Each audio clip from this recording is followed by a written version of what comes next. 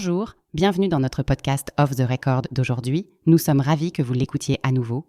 Nous espérons que vous avez passé de bonnes vacances d'été et que vous êtes maintenant prêts pour d'autres épisodes passionnants sur le thème du changement culturel. Ray, es-tu parti?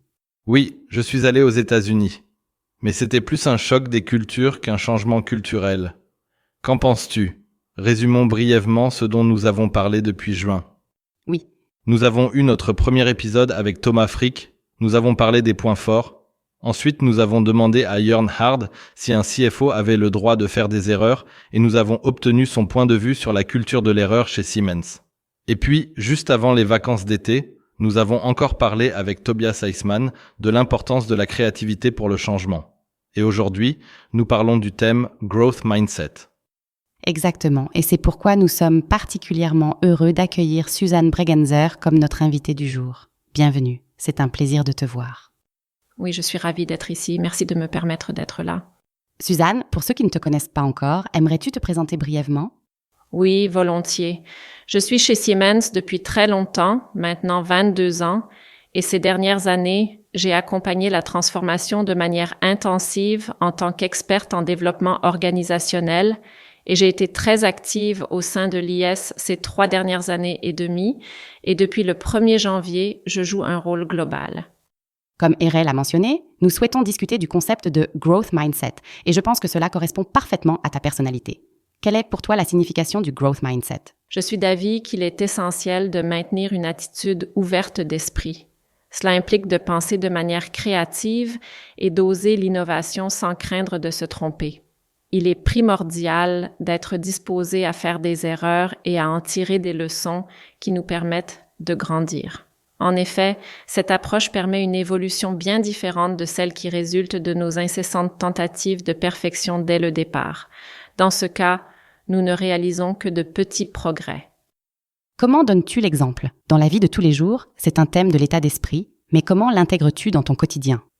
Comment cela t'aide-t-il? D'une part, je m'efforce d'être vraiment authentique. Parfois, j'y parviens mieux, parfois moins bien, mais je pense que dans la plupart des cas, je reste fidèle à moi-même. Je reconnais aussi volontiers lorsque je ne connais pas quelque chose, lorsque je ne sais pas ou que je ne comprends pas. Je n'ai jamais été confrontée à certaines situations où je n'ai jamais entendu parler de certaines choses. D'autre part, je veille à encourager mes collègues à assumer leur véritable nature, que ce soit au travail ou dans notre vie personnelle et amicale. Parce qu'alors, tout devient plus facile et nous pouvons nous entraider là où nous sommes complémentaires. Tout est donc une question d'attitude? Pas seulement, mais beaucoup est probablement une question d'attitude.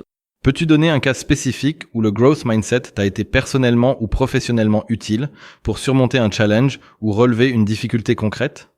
Lors de l'entretien préliminaire avec Dashi, j'ai déjà fait allusion à un événement qui, je crois, nous a permis de lancer la transformation Pop-up Week. C'était avec une chère collègue Barbara Engel. À l'époque, j'étais encore à Munich, dans l'équipe transformation, et nous nous étions mis en tête l'idée d'inviter de manière tout à fait auto-organisée une semaine de partage des meilleures pratiques parmi les experts de la transformation et du développement organisationnel. Tout cela de manière virtuelle et auto-organisée, donc rien à voir avec une planification de projet classique, qui fait quoi et ensuite tout est attribué, mais vraiment c'était le passage d'un chef de projet à un servant leader, à un facilitateur. Et je n'avais jamais fait ça avant. J'ai trouvé ça très bien de pouvoir le faire avec Barbara. Et c'était donc un saut dans l'eau absolument, je ne sais pas, froide et turbulente parce que en remettant en question ses propres hypothèses, ses propres schémas de pensée, on se heurte naturellement aussi à ses limites de confort. Et moi, pour ceux que ça intéresse, j'avais décrit sur LinkedIn comment j'étais en sueur et aux prises avec des peurs, mais en même temps, j'ai dit que non, je crois en la voie de faire les choses autrement. Et j'ai constaté par la suite, ou nous avons constaté par la suite, que ce mode complètement différent valait tous les risques. En l'espace de 6 semaines autour du monde, je dirais qu'une semaine de partage des meilleures pratiques a été organisée avec plus de 6000 participants et que chaque partenaire dans son hub régional l'a conçue de manière à ce qu'elle convienne à son environnement. Cela n'aurait donc probablement jamais pu être réalisé aussi rapidement et aussi bien à partir d'une gestion de projet centralisée. Et je dois dire, avec un petit astérisque, qu'il n'est pas toujours possible de tout faire soi-même de manière organisée, mais qu'il faut le bon thème. Il faut que les compétences des gens soient cohérentes. Mais c'était l'état d'esprit growth de Barbara et de moi, de nous jeter à l'eau et de supporter les moments de stress. C'est très courageux. Il faut du courage pour suivre cette voie, pour aller vers d'autres voies. Est-ce que ça n'a pas marché une fois? Oui, il est certainement vrai que la réponse est oui. Je suis actuellement à la recherche d'un exemple. Ce qui m'a toujours frappé dans mon travail d'accompagnatrice de transformation, c'est que j'ai souvent identifié des potentiels et des possibilités. Les simples étapes suivantes, qui doivent avoir paru coûter un effort immense à certaines des personnes que j'ai accompagnées, m'ont également marqué. Dans ce sens, il était fréquent d'entendre des remarques me disant de réduire un peu mon ambition, que ça ne va pas se faire du jour au lendemain. La direction prise est la bonne, mais il faut laisser le temps nécessaire pour que le chemin soit véritablement couronné de succès. Parfois, cela prend plus de temps que prévu et parfois, les choses ne fonctionnent pas comme on le souhaiterait. Mais je suis convaincue que j'ai toujours appris de cette expérience. Lorsque nous parlons de growth mindset, le terme lifelong learning vient rapidement à l'esprit. Comment pouvons-nous encourager l'entreprise à apprendre en permanence? Je pense que cela concerne la façon dont nous accordons de l'espace à nos collègues. Cet espace implique la possibilité de créer et de prendre en charge nos propres besoins, que cela soit à travers mon activité quotidienne où je constate des changements tels que la numérisation et une orientation accrue vers le client, ou bien grâce à notre motivation intrinsèque. Peut-être qu'une personne possède des talents linguistiques qu'elle n'exploite pas encore pleinement, mais il existe une possibilité de les développer progressivement et de se diriger ensuite dans une nouvelle voie. Il est donc nécessaire de créer des espaces pour l'apprentissage, pour les mises en pratique et de rester très attentif aux signaux émis par le marché et l'environnement. Lorsque nous entendons parler partout de la concurrence ou de partenaires qui s'occupent de la numérisation ou de l'IA, ou encore lorsque l'un de nos collègues mentionne l'informatique quantique ce matin, nous pouvons choisir de fermer les yeux ou bien de dire « Ah, je ne me suis pas encore vraiment penché sur cette question, je vais donc m'y intéresser » ou demander conseil à quelqu'un qui est toujours à la pointe de ses avancées. L'apprentissage, tout au long de la vie, est-ce que tu as déjà eu affaire à des personnes qui n'y connaissent rien? Oui, je pense que la socialisation est également un facteur important dans ce cas. Certaines personnes ont peut-être été découragées d'être curieuses et on leur a dit de ne pas se mêler des affaires des autres et de se concentrer uniquement sur leur travail. Cette expérience a donc empêché de nombreuses personnes de regarder le monde avec autonomie et curiosité en ne voyant que ce qui est juste sous leur nez. Il est très rare d'entendre quelqu'un dire ouvertement « Je suis paresseux et je ne veux rien faire ». Lors de ma longue carrière chez Siemens, j'ai vécu plusieurs situations qui illustrent bien cela. Permettez-moi de vous raconter une autre histoire. Il y avait une ancienne assistante qui était toujours très prudente dans tout ce qu'elle faisait. Elle me demandait souvent si elle avait le droit de faire quelque chose avant de le faire. Au premier abord, on aurait pu penser qu'elle manquait de confiance en elle ou qu'elle n'était pas prête à prendre des responsabilités. Cependant, pendant son temps libre, elle a voyagé en Amérique du Sud avec seulement un sac à dos et elle a réussi à tout gérer seule pendant plusieurs semaines. Cette expérience a clairement montré qu'en fonction du système et de ses effets, les personnes peuvent adopter des comportements différents. C'est pourquoi je considère important de modifier les conditions générales, de créer des espaces propices et d'encourager les gens à découvrir d'autres facettes de leur personnalité en incluant Speak Up notamment. Par conséquent, pour véritablement soutenir et éliminer la peur, il faut aussi créer un espace pour cela. Cependant, il peut également y avoir des gens qui disent « peut-être, je ne veux pas ». Par conséquent, ce n'est en aucun cas un manque de courage ou de peur, mais plutôt un sentiment de ne pas vouloir ou de ne pas avoir besoin. Comment abordes-tu ces personnes? Je suis une fois de plus intriguée par le désir d'explorer ce qui se cache derrière tout cela. Est-ce que ma crainte réside dans le risque d'échouer dès le premier cours si je ne réussis pas?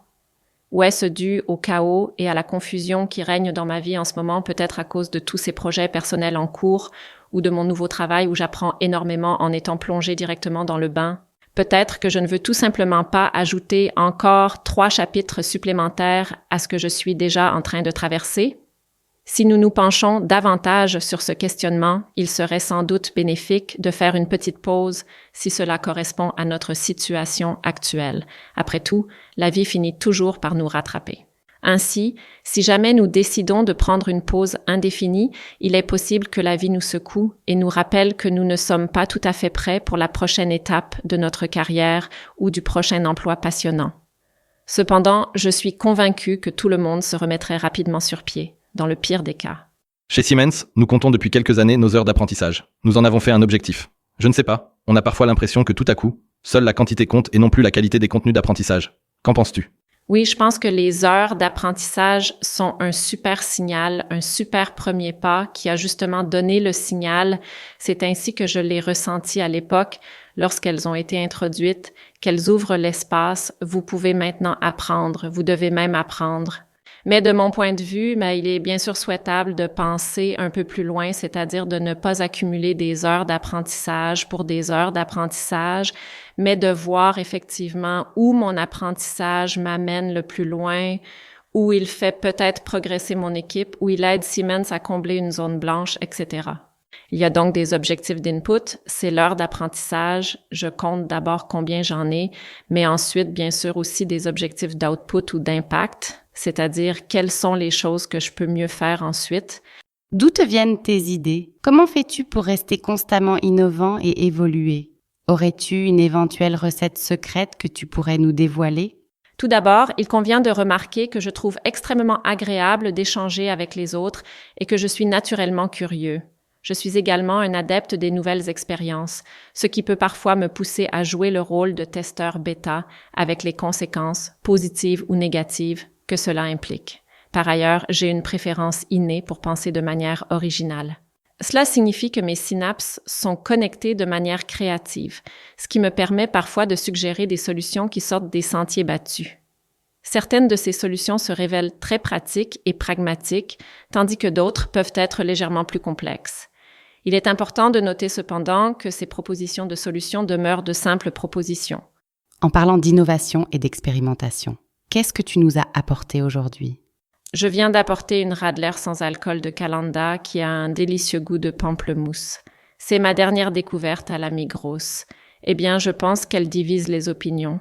Je ne sais pas si tout le monde l'apprécie, mais cela vaut toujours la peine de l'essayer. Après tout, goûter, c'est adopter. C'est ce que nous devrions faire. À la vôtre. Ah, et Ray, à propos de ça, nous voilà de nouveau avec la canette. Tu as dit dans le premier épisode que tu préférais la bière en canette ou les boissons en canette. C'est vrai. J'ai également fait des recherches, car je pensais en fait que les canettes étaient moins écologiques, mais que la canette était moins écologique que la bouteille consignée à valeur ajoutée, mais plus écologique que la bouteille en verre à usage unique. Une collègue m'a récemment demandé « Quelle était pour toi la différence entre la bière en canette et la bière en bouteille ? Pourquoi préfères-tu la bière en canette ?» Et j'ai d'abord dû réfléchir. Pourquoi est-ce ainsi ? Est-ce que c'est parce que je n'avais pas de réponse négative ? En d'autres termes, je n'avais pas de réponse du tout. Je trouve la boisson plus fraîche dans la canette et plus pratique à boire que dans la bouteille. J'espère avoir répondu à la question. Je pense que nous allons faire un épisode spécial sur ce sujet. Mais revenons à notre sujet. La recherche sur le cerveau nous apprend que la dopamine, une hormone du bonheur, est libérée lorsque le cerveau apprend quelque chose de nouveau. En fait, nous devrions donc déjà avoir ce growth mindset dans nos gènes et avoir constamment pour objectif de libérer de la dopamine. Quand avons-nous perdu cet état d'esprit inné et pourquoi devons-nous maintenant le réapprendre ? Je ne suis pas convaincue que nous ayons vraiment perdu notre objectif. Pour moi, les pics de dopamine viennent immédiatement à l'esprit lorsque nous recevons des likes sur les réseaux sociaux. C'est tout simplement bien plus facile et rapide d'obtenir un like avec un petit commentaire suivi d'une poussée de dopamine que de prendre le temps de lire un livre, suivre un cours ou se plonger sérieusement dans un sujet. Je considère que c'est un peu comme une alimentation équilibrée. À un certain point, nous commençons à ressentir le besoin de nourriture saine et de cliquer rapidement. Je trouve cela très bien résumé. J'ai encore une question.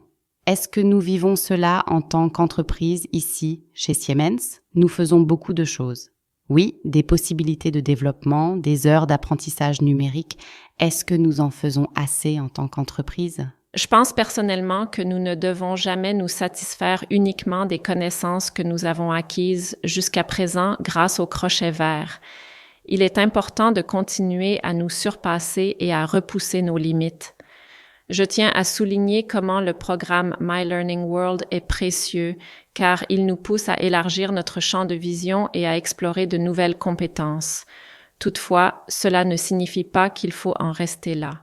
Je crois fermement que toutes les bonnes idées méritent d'être partagées. Plus nous apprenons, plus rapidement nous progressons et plus nous devenons résilients face aux changements sur le marché. Nous sommes malheureusement déjà presque arrivés à la fin. J'ai encore une question.